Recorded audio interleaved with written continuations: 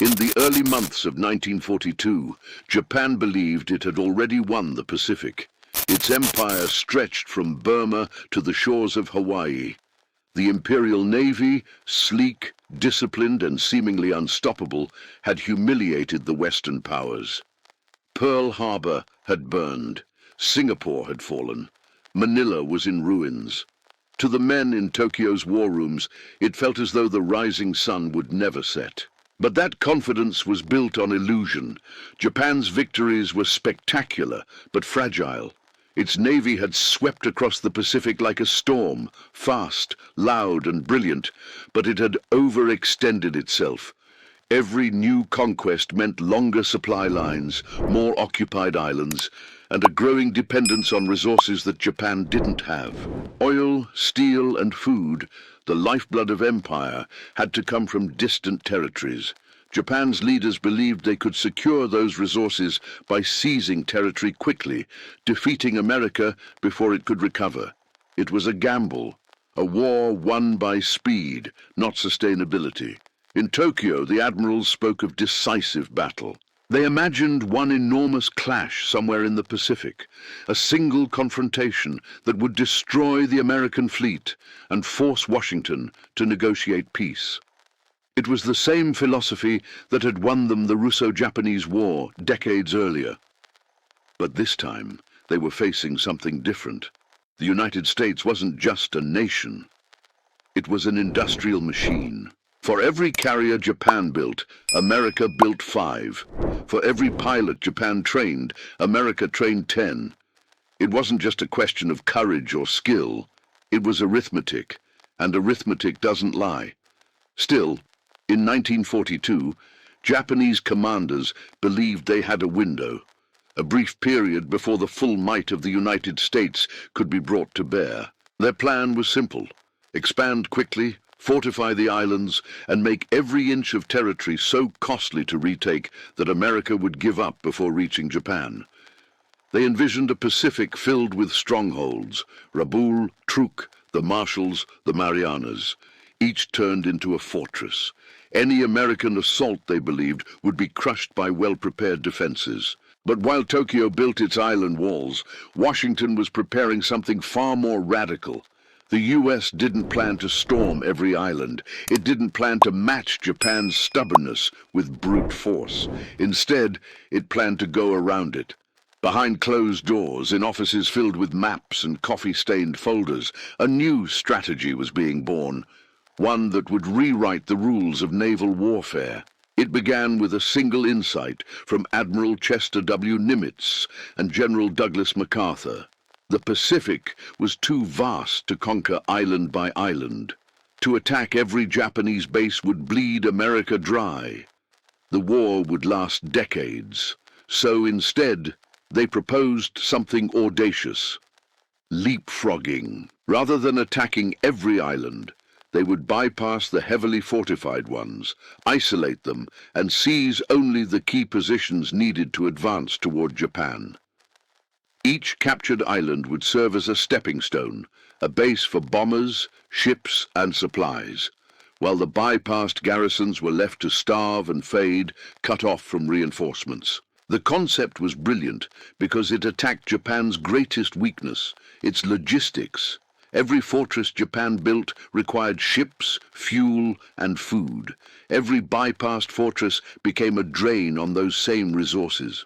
But the genius of the plan wasn't just in its military precision, it was psychological. Japan's commanders didn't understand what was happening. Not at first. When the Americans attacked Tarawa, Kwajalein, and Saipan, skipping dozens of other islands, Tokyo assumed it was a temporary pattern. They expected America to fight the way Japan would, head-on, honor bound, attacking every position directly. But that's not what happened. The U.S. Navy advanced like a ghost, appearing where it wasn't expected, striking and then vanishing into the blue. One Japanese admiral wrote in his diary, "We cannot defend everywhere. They choose when and where to fight, and we must always react." That realization marked the beginning of Japan's strategic nightmare. Because while Japanese commanders were still trying to anticipate a decisive battle, America was quietly dismantling their empire, one leap at a time. The first great test came in the Solomon Islands. Guadalcanal was brutal, a meat grinder of jungle and disease. But after that campaign, the Americans learned their lesson. They wouldn't repeat it. From then on, every assault was chosen with precision. Every island captured had purpose. The rest were left to wither. It was war as geometry, cold, calculated, and devastatingly efficient. As 1943 turned into 1944, the pattern became clear. American fleets surged across the Central Pacific in waves, each one larger, faster, and better supplied than the last. Behind them came airstrips, fuel depots, hospitals, and entire floating cities of logistics. Japan watched in disbelief. Their fortresses, the ones they had poured blood and steel into, were suddenly irrelevant. Islands like Truk, once called the Gibraltar of the Pacific, were simply bypassed, surrounded, bombed, and forgotten. Inside those garrisons, thousands of Japanese soldiers waited for an attack that never came. Cut off from food and supplies, many died not from battle, but from starvation. One survivor later said, "We were ghosts. America had defeated us without even fighting." The shock rippled through Japan's high command. Their strategy, built on pride and old doctrines, had met something they didn't understand: flexibility. They had expected America to fight like them. Instead, they fought like no one ever had. And while Japanese officers clung to honor and tradition, the Americans were rewriting the future of warfare, using intelligence, logistics, and psychology instead of sheer attrition. By the time Tokyo realized what was happening, it was too late. The island-hopping machine was unstoppable. The war that had once seemed endless was now moving with terrifying speed toward the home islands themselves. And the men who had once believed in the myth of Japan's invincibility were about to face a truth far harder to accept: that victory in war doesn't always belong to the strongest, but to the smartest. By mid-1943, the Americans had turned theory into momentum. The island-hopping plan was no longer an experiment. It was a storm, precise and relentless. From the Solomon Islands to the Gilberts and then the Marshalls, the Pacific was being transformed into a ladder of conquest, and at the top of that ladder stood Japan. The first test of this new doctrine came at Tarawa. It was small, just a strip of coral, barely 3 square miles. But it was guarded by over 4,000 Japanese troops, each ready to die rather than surrender. The Americans expected resistance. What they didn't expect was how costly it would be. In just 76 hours, the island became a graveyard, thousands of bodies scattered across sand that turned red with blood. The tide miscalculated, the landing craft stranded on reefs, Marines wading chest-deep under machine gun fire. It was victory, but at a price that haunted commanders for months. After Tarawa, Admiral Nimitz gathered his officers and spoke plainly. "We're not here to prove bravery. We're here to win smart." That became the mantra of the Pacific War. The next assault, Kwajalein, was executed with surgical precision. Aerial reconnaissance, pre-assault bombardments, engineering teams clearing obstacles, medical ships ready offshore. The difference was staggering. Casualties dropped, efficiency rose, and the rhythm of the island-hopping machine began to sync perfectly. Each operation taught a lesson, refined a method, and accelerated the next strike. To Japan, it was chaos. Their defensive lines, built to absorb frontal assaults, were being leapfrogged entirely. Every time Tokyo shifted reinforcements to one island, the Americans appeared 200 miles away on another. It was like fighting an enemy made of smoke. The Imperial Navy's intelligence network, once proud and meticulous, could no longer predict anything. They would intercept radio chatter, scramble planes, and by the time they arrived, the Americans were already digging airstrips. In early 1944, Operation Flintlock brought the full force of America's strategy into focus. In just a few days, the US seized the Marshall Islands, territory Japan had held for decades, with minimal losses. It was a textbook example of precision warfare. But behind every landing was something Japan didn't fully grasp, a logistical miracle. The Americans weren't just fighting battles, they were building a highway across the ocean. Every island taken became an airfield, a refueling depot, a hospital, or a communication hub. Behind the front line sailed an armada of floating bases, repair ships, supply convoys, and even floating dry docks, capable of rebuilding entire vessels in mid-ocean. No empire in history had ever moved infrastructure this fast. Japan's admirals were stunned. They had underestimated not just America's strength, but its imagination. For every island fortress they built, the Americans built a city at sea. Carriers launched hundreds of planes. Seabees, the Navy's construction battalions, turned coral atolls into runways in less than 2 weeks. Bulldozers followed Marines into battle, paving roads where hours before there had been craters. One Japanese commander, observing from Truk Lagoon, wrote bitterly in his diary, "They conquer not with men, but with machines. It is not war, it is manufacture." And in a way he was right. The US war machine had industrialized strategy itself. Each island taken wasn't just a tactical victory. It was a logistical investment that made the next leap easier, faster, deadlier. By 1944, the pattern was unstoppable. The Marshalls fell, then the Marianas. With every step, Japan's defensive perimeter shrank, its army stretched thinner. Tokyo's admirals met in rooms filled with maps marked by red pins, each one representing a lost position. They tried to predict where the next blow would fall, but the Americans kept doing the unthinkable. Instead of attacking the massive base at Truk, Nimitz bypassed it completely, cutting it off from supply, leaving tens of thousands of soldiers stranded, forgotten, and slowly starving. The Japanese called it the death without battle. From the American point of view, it was efficiency. Why waste lives taking an island that could be neutralized by isolation? As the US fleet pushed north, the Pacific became an American highway. Convoys stretched for miles. Aircraft carriers steamed side by side, launching wave after wave of planes that erased Japan's air power island by island. In Tokyo, the shock was turning to disbelief. They had built an empire for offense, not defense. Now, that empire was collapsing in reverse, piece by piece, without a decisive battle, without the glorious duel they had dreamed of. And it wasn't just military strength that baffled them. It was the mindset. American commanders fought pragmatically. If something didn't work, they changed it. They didn't cling to tradition, they adapted. That flexibility, something the Japanese military culture could not accept, became the deciding factor. While Japan's code demanded honor at any cost, America's code was results at any cost. And in a war of endurance, results always win.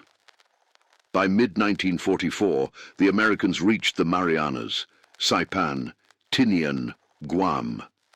It was here that the island-hopping strategy reached its peak, and Japan's illusion of control finally shattered. The battles were fierce beyond measure. Saipan became a nightmare of smoke and blood, the Japanese defending every inch with suicidal intensity. But even as the fighting raged, something deeper was happening, the destruction of Japan's strategic vision. Because when Saipan fell, the Americans didn't just gain another island, they gained a launch pad, one close enough for B-29 bombers to reach the Japanese mainland. For the first time, Tokyo itself was within range. The news hit Japan's high command like a thunderclap. The emperor's advisors were silent. Prime Minister Tojo, who had promised that Japan's defenses were impenetrable, was forced to resign. The defeat at Saipan wasn't just a military loss. It was the death of a myth. The belief that Japan could ever protect its home islands through distance and devotion alone. and that realization triggered a shift so profound that even the most loyal commanders began to doubt. One admiral wrote, "We no longer fight to win, we fight to delay defeat." Meanwhile, on the American side, the rhythm of the island-hopping strategy only accelerated. Every island became a factory of momentum, building the next base, fueling the next strike, tightening the noose. Behind the scenes, American engineers and logisticians were already planning something extraordinary, a dual advance. MacArthur would push through the Southwest Pacific, retaking the Philippines, while Nimitz advanced through the Central Pacific toward Iwo Jima and Okinawa. Two paths, one destination, Japan itself. To Tokyo's war planners, it was impossible. No army in history had sustained two simultaneous oceanic offensives across thousands of miles. But the Americans weren't just sustaining them, they were winning. Japan's admirals could only watch as their empire, built over decades, collapsed in less than 2 years. And yet, the most terrifying realization was still to come. Because while they had focused on defending territory, the Americans had been mastering something far more dangerous, the art of mobility. Every ship, every airfield, every piece of infrastructure was designed to move, rebuild, and strike again. It was a form of warfare Japan couldn't match, because it required something they no longer had: resources, oil, and time. By the time Japan understood this, its empire was already dying of starvation and exhaustion. The Pacific was no longer their ocean. It belonged to the Americans now, vast, mechanized, and unstoppable. And as Tokyo's commanders stared at the maps littered with red pins, one thought echoed through every meeting, every sleepless night. How do you fight an enemy that refuses to fight the way you expect? They had been prepared for battle, but they weren't prepared for strategy. While battles raged across the Pacific, another kind of war was being fought, one without gunfire, but no less decisive. It was a war of supply, steel, and stamina. And it was the kind of war the United States was built to win.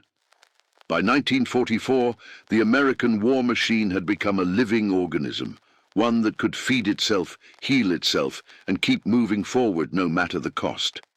Every victory in the island-hopping campaign was powered by something invisible but unstoppable: logistics. Japan's admirals saw the explosions, the invasions, the bombardments, but what they didn't see, what they couldn't comprehend, was the vast web of factories, shipyards, and railroads humming thousands of miles away, all connected by a single purpose: momentum. The Pacific War wasn't just a clash of armies. It was the collision of two philosophies of war. Japan's was built on spirit and sacrifice. America's was built on production and precision. To the Americans, war wasn't about dying for glory. It was about building for victory. From California to Chicago, entire cities had become extensions of the front. Women riveted planes in factories, teenagers packed ammunition, and engineers designed airstrips before the islands they would rest on were even captured. Every blueprint, every ship, every plane was part of a vast, synchronized orchestra of movement.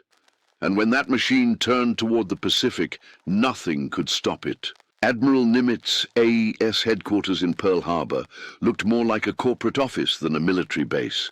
Rows of planners, engineers, and logisticians calculating tides, weather, fuel consumption, and even coral density for future landings. It was an industrial war, fought with scientific precision. The US Navy didn't just transport soldiers, it transported entire civilizations. Each invasion convoy included floating hospitals, bakeries, machine shops, and even movie projectors for morale.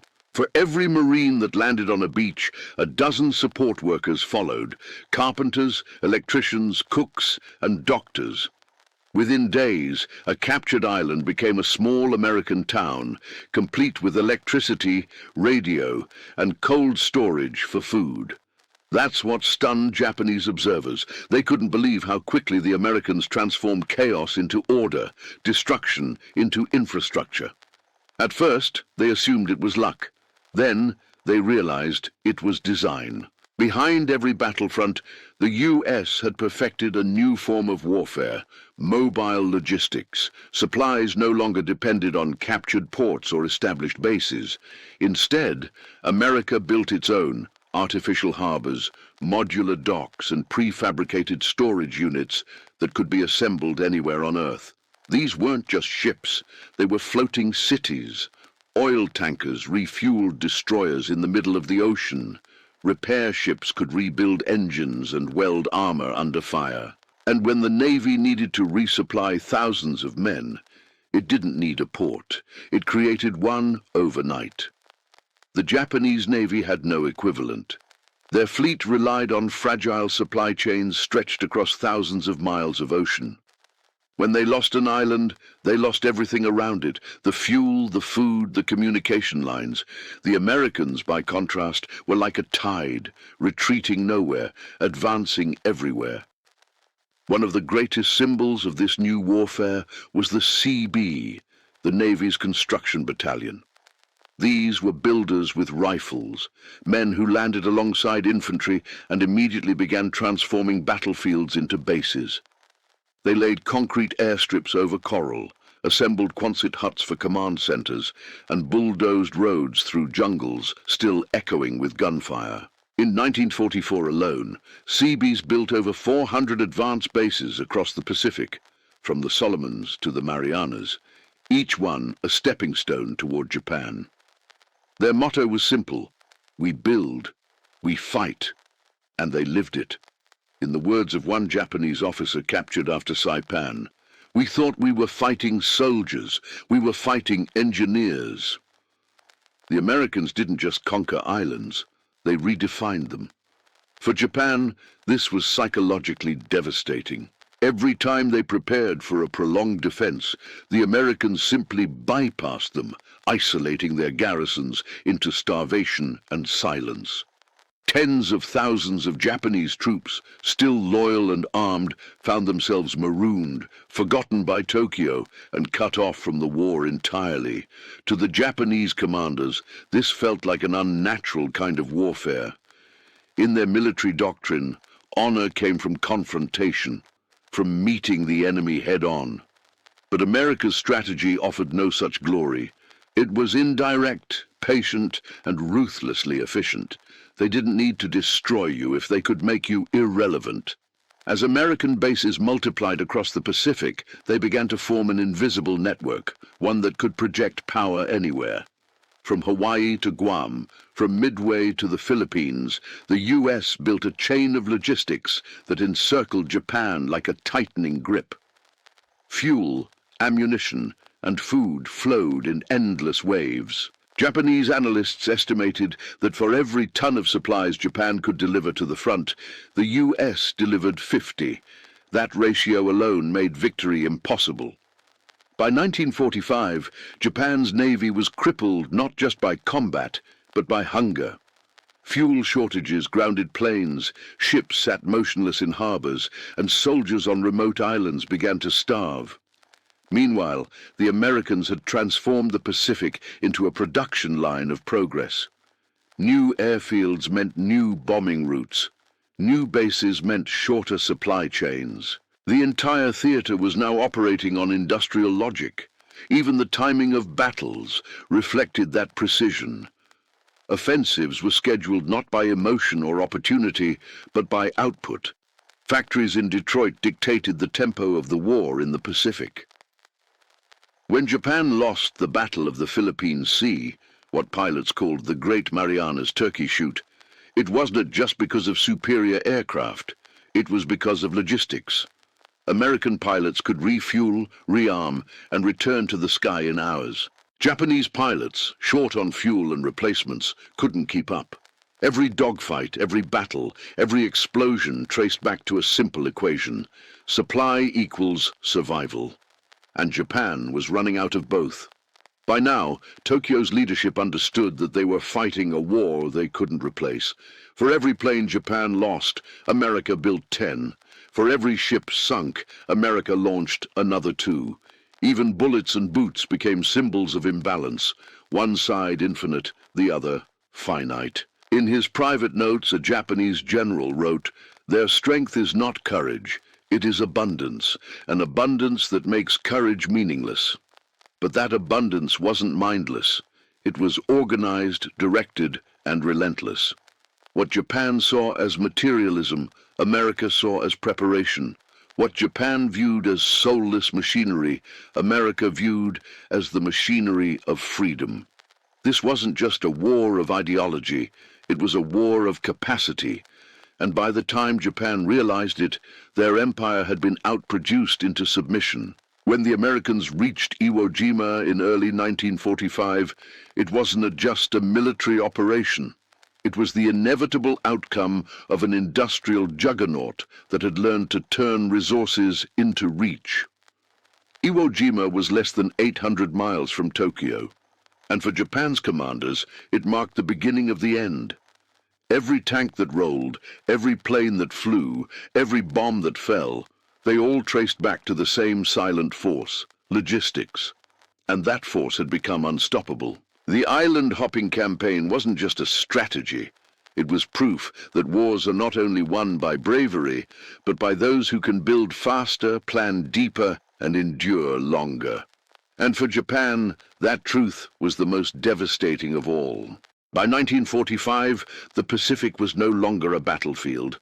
It was a slow-motion collapse, an empire shrinking island by island, belief by belief. The map in Tokyo still showed Japan's Greater East Asia co-prosperity sphere, but in reality, it was just a mirage drawn in ink and memory.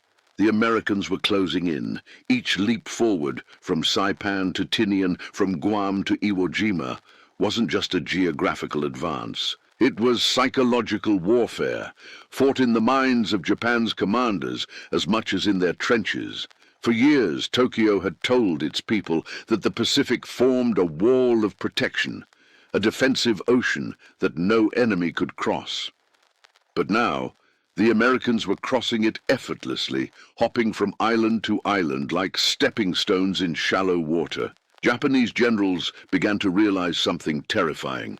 The Pacific, their greatest shield, had become America's greatest weapon. Every fortress that had taken years to fortify fell in weeks. Every stronghold designed for a glorious stand was outflanked, isolated, and left to starve. In the bunkers of Tokyo, meetings grew quieter. Reports came in of lost islands, missing fleets, and garrisons that simply vanished. Sometimes the news was so grim that officers hesitated to deliver it. They were fighting an enemy who refused to play by the old rules of war. In the Imperial General Headquarters, strategy meetings once filled with grand gestures had turned into debates about delay. "Where do we hold?" one general asked. Another answered with silence, because by that point there was nowhere left to hold. The Americans weren't just taking islands, they were taking options. Japan's soldiers, still fierce and disciplined, began to notice a shift in tone from their superiors. Orders that once spoke of victory now spoke of endurance. The word win disappeared, replaced by resist. Even among Japan's most loyal commanders, whispers began to spread, "Can we still win?" In late 1944, after the fall of the Marianas, that question became unavoidable. Tokyo was now within range of American bombers. For the first time in the war, Japanese citizens could hear air raid sirens not in newspapers, but above their homes. The sound of B-29s in the night sky shattered more than glass. It shattered confidence. Entire cities vanished under waves of firebombs. Factories, rail lines, neighborhoods, all gone. And yet, what shocked Japan's commanders most wasn't the destruction. It was the rhythm. The Americans struck with mechanical precision. Every 3 days, another city burned. It wasn't chaos, it was choreography. The US had turned war into a schedule. For the Japanese leadership, it was incomprehensible. In their eyes, war was supposed to be emotional, a test of willpower and honor. But the Americans fought as if emotion had been removed entirely. Each new assault felt less like an army and more like a process. When the US Navy appeared on the horizon, it didn't feel like a battle. It felt like the arrival of inevitability. The Japanese High Command started to understand what they were truly up against. Not just an enemy, but a system. A system that rebuilt faster than they could destroy, learned faster than they could adapt, and produced faster than they could pray. Even the most disciplined soldiers began to feel the weight of futility. On isolated islands, Japanese troops went months without resupply. They still fought, still believed in duty, but even duty couldn't fill an empty stomach. Tokyo's propaganda called them heroes, but deep down, they were ghosts of an empire already gone. When the Americans landed on Iwo Jima in February 1945, Japan's commanders believed they still had a chance to inflict enough damage to slow the advance. What they witnessed instead was the full force of American endurance. Iwo Jima was a fortress, tunnels, bunkers, artillery hidden in volcanic rock. The Japanese defenders fought with unmatched resolve, but no matter how hard they resisted, the Americans kept coming. They had resources, rotation, and rest. Japan had none of those left. When the battle finally ended, 21,000 Japanese troops were gone. Only a few hundred were captured alive. The Americans lost thousands too, but their ships were already unloading new supplies, new men, new machines. The pattern was the same as it had been for 2 years. Japan bled, America replaced. In Tokyo, the psychological collapse accelerated. The government censored the worst reports, but even silence couldn't hide the truth. The empire's communications were fragmenting, its navy crippled, its army scattered, factories had no fuel, farmers had no tools, mothers had no sons. And yet, the leadership still refused to surrender. Pride had become their last resource, and it was running out. The emperor remained distant, silent, untouched by the daily tragedies below. But among generals, the despair was spreading. They knew the end was inevitable. One admiral described it bluntly: "We are no longer planning for victory. We are planning for a beautiful defeat." That was the mindset now. Not survival, but dignity in collapse. But there was nothing beautiful about what came next. As American bombers reduced Japan's cities to ash, civilians began to experience what their soldiers had already known: that the war was lost long before anyone would admit it.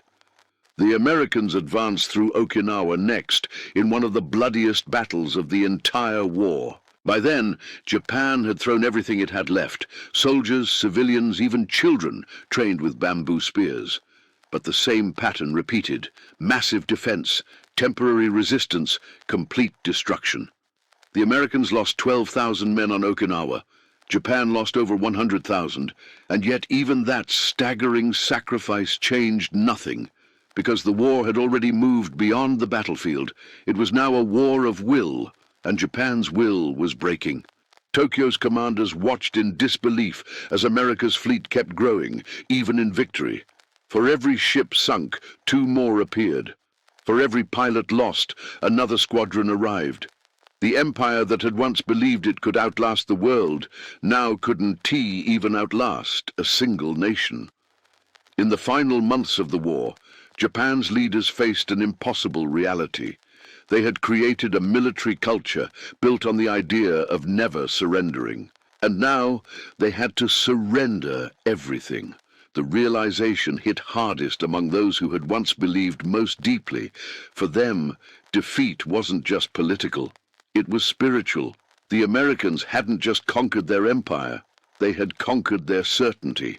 In the silence of the war rooms, amid maps covered in red pins, Japan's commanders stared at the last island still untouched, their home. They wondered what kind of invasion would come, and whether their nation could even survive it. But before the Americans could land, something far more powerful than any strategy or fleet would end the war. A weapon so devastating it didn't just defeat Japan, it ended an era. That story was about to begin. By August 1945, Japan was a shadow of its former empire. The rising sun that once stretched from Manchuria to the Solomon Islands had burned itself out. What remained was a nation surrounded, starving, and haunted by silence. The once proud Imperial Navy no longer ruled the Pacific. Its great carriers rested at the bottom of the ocean, its pilots gone, its fuel tanks dry. The industrial heart of Japan, the factories, the railways, the ports, lay in ruins, and the sky, once filled with Zero fighters, now belonged entirely to American bombers. In Tokyo, the war rooms that had once planned invasions now planned survival. Each day, new reports arrived from cities reduced to ash: Osaka, Nagoya, Kobe, Tokyo. Entire neighborhoods vanished overnight under waves of firebombs.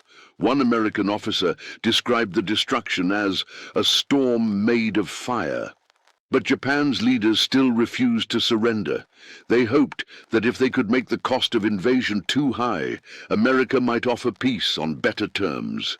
They were wrong, because the Americans were already preparing for something the world had never seen before: an invasion of the Japanese mainland itself.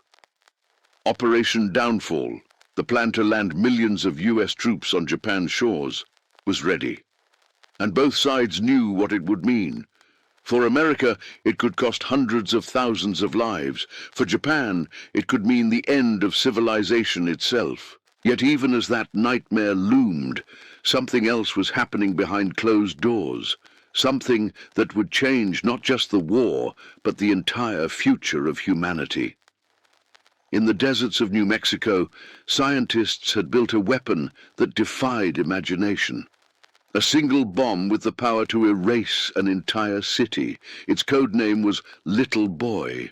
When the atomic bomb fell on Hiroshima on August 6, 1945, the world entered a new age, an age Japan never saw coming. The explosion flattened 5 square miles in seconds. The heat was so intense that shadows were burned into concrete. And yet, the most devastating part wasn't just the destruction, it was the silence that followed. For Japan's commanders, Hiroshima was incomprehensible. They thought it was just another massive bombing raid. Then came Nagasaki, 2 cities in 3 days, both gone. The message was clear: the war was over. At first, the military still debated fighting on. Some officers argued that surrender would dishonor the emperor, but others, seeing the cities vanish one by one, understood the truth. This was not a weapon you could fight. This was the end of war itself. When Emperor Hirohito finally spoke to his people on August 15th, it was the first time most Japanese had ever heard his voice. He didn't use the word surrender. He said Japan must endure the unendurable. And with that, centuries of samurai tradition, pride, and imperial ambition dissolved into history. The war was over, but the shock of defeat would last for generations. For American soldiers, the victory was both triumph and tragedy. They had fought across oceans, through jungles, over coral and fire, only to end the war with a single, unimaginable act. Many wondered if the cost of winning had changed what victory even meant. For Japan, the defeat was more than military. It was spiritual. A nation that had once believed itself invincible now had to rebuild from nothing, its cities gone, its people hungry, its myths shattered. But in that void, something unexpected happened. From the ruins of war, Japan began to rebuild, not as an empire, but as a new kind of power. Industry replaced armies, trade replaced conquest, and the nation that once tried to dominate Asia became one of the engines of peace and progress in the modern world. It's easy to forget how sudden that transformation was. Just 6 years earlier, Japan's generals had believed they could shape the world with swords and ships, but in the end, it was America's factories, engineers, and logistics, not its guns, that truly changed history. That was the real shock of the island-hopping campaign. It wasn't just about how the US won the war, it was about how Japan learned what kind of war it had really been fighting. The Pacific War began as a battle of empires. It ended as a lesson in modernity. The Americans didn't just defeat Japan's army, they defeated the very idea that tradition could outlast innovation. And that is why Japan's commanders were so shocked, not just by the bombs or the battles, but by the realization that the age of honor had been replaced by the age of efficiency. In the ruins of Tokyo, amid the ashes and the silence, the surviving officers understood the truth that would define the post-war world. Power was no longer measured in courage or conquest, it was measured in progress. And in that new world, Japan would never again lead through war, but through technology, precision, and perseverance. History doesn't just remember who won, it remembers who learned, and Japan learned the hardest lesson of all.